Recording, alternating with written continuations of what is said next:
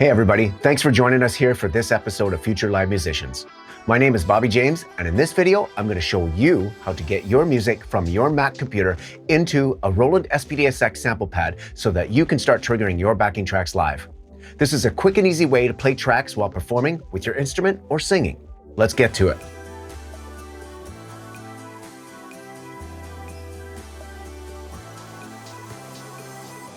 So let's start by powering on the Roland SPDSX. Once that fires up, we're going to go into kit mode and we're going to scroll over and find setup, into option, into USB mode.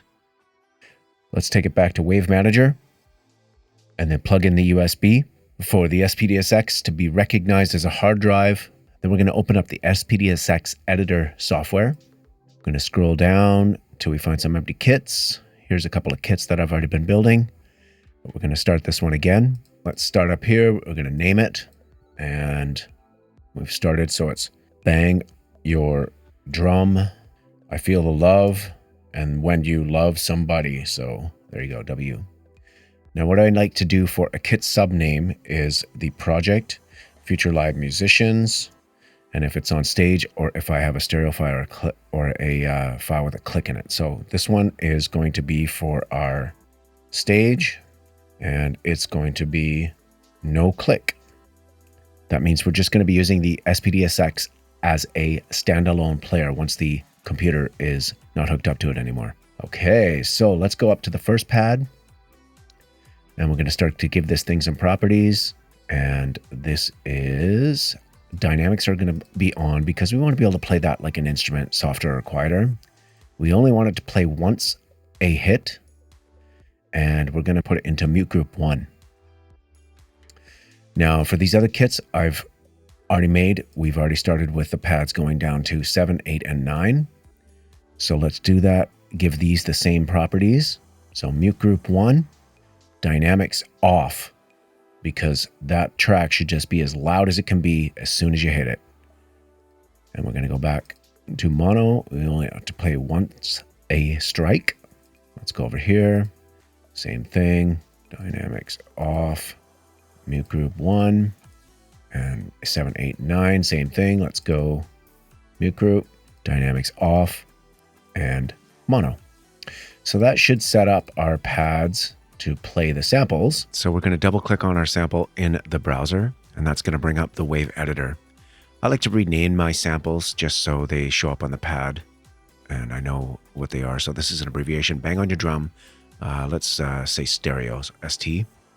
Then we're going to click the start and end time button, and we're going to bring the slider on the right all the way down to zoom in to the in point that we want to create on our sample.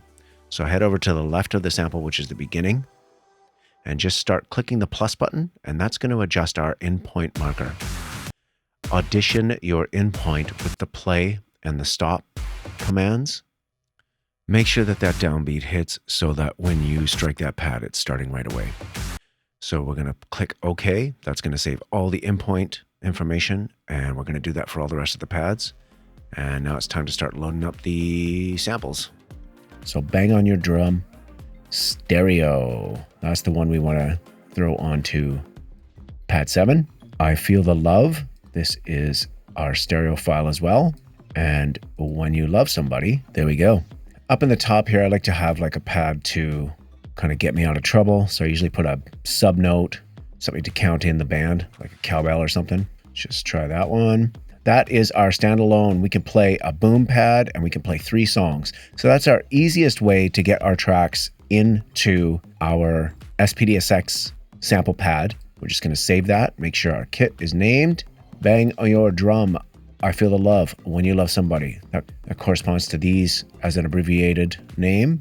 And that is no click, so I know this is all playing out stereo. So this is playing out the right and left sides of the SPDSX. We're going to save that. And that's it for the setup for playing with the SPDSX as a standalone sample player or a track player. A great way to save some time and build up your kit library is to use the duplicate kits feature in the SPDSX editor. Once you have set up your playback properties on one kit, just hit the duplicate kit button and start dragging tracks onto the new kit. Your playback and MIDI setups will remain the same. I'm only showing you a setup for 3 tracks and a sample, but the SPDSX is capable of 100 kits. It's so much memory that I keep multiple acts loaded on it and scroll to the right kit for the right band when called for. So now you want to close down the SPDSX software, and we just want to eject this drive, and we're going to unhook the USB cable from the SPDSX, and that should allow us to access the samples and the pads that we just programmed. So back to our stereo playback kit we just built. 1, 2, 3, 4. All right, so now you can see how easy it is to move things around with the SPDSX editor and the SPDSX.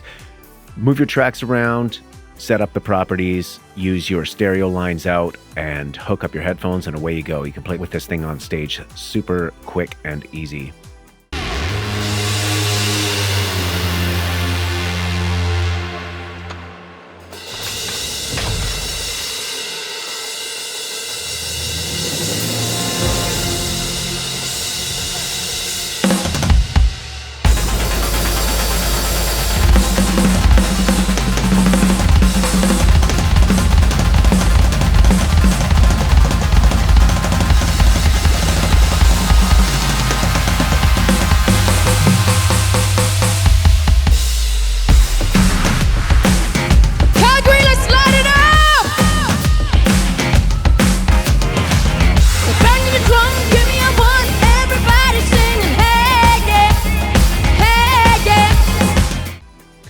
The Roland SPDSX has a lot of capabilities that we didn't cover today. Be sure to check it out in depth in the links below. Share with us in the comments how you use your sample pad.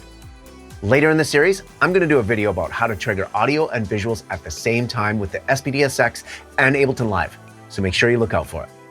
Hopefully this tutorial helps you get your music to the stage. Playing live feeds the soul, and no matter what, don't stop. Future live musicians, let's go from studio to stage.